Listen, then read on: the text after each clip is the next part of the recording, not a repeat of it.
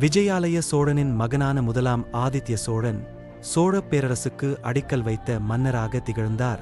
அவர் பல்லவ அரசை வென்று மேற்கு கங்கை நாட்டையும் கொங்கு நாட்டையும் ஆக்கிரமிப்பதன் மூலம் சோழர்களின் அதிகாரத்தை நிலைப்படுத்தினார்.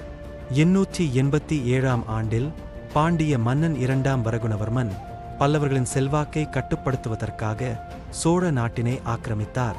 ஆனால் அவருக்கு நிருபதுங்கபல்லவரின் மகனான அபராஜிதன் எதிராக திரண்டார். இந்த போரில் அபராஜிதனை ஆதரிக்க முதலாம் ஆதித்யன் சோழன் மற்றும் மேற்கு கங்கை அரசன் முதலாம் பிருத்விபதி இணைந்தனர்.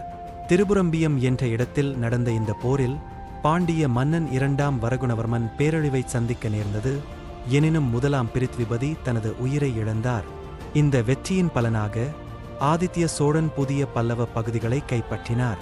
கேரளச் சேர மன்னர்கள் மற்றும் சோழர்கள் இடையே ஆதித்ய சோழன் ஆட்சிக் காலத்தில் நட்புறவு இருந்தது. ஸ்தானு ரவி குலசேகரன் முதலாம் ஆதித்யனின் காலத்து சேர மன்னன் சோழர்களின் கொங்கு நாட்டுக்கான படையெடுப்பில் பக்க பலமாக இருந்தார்.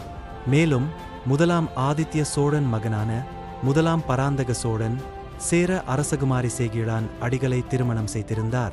897ஆம் ஆண்டில் அவர் தொண்டை நாட்டை ஆக்கிரமித்தார். நடந்த யுத்தத்தில் யானை மீது ஏறியிருந்த அபராஜித பல்லவனை மோதித் தாக்கிக் கொண்டார்.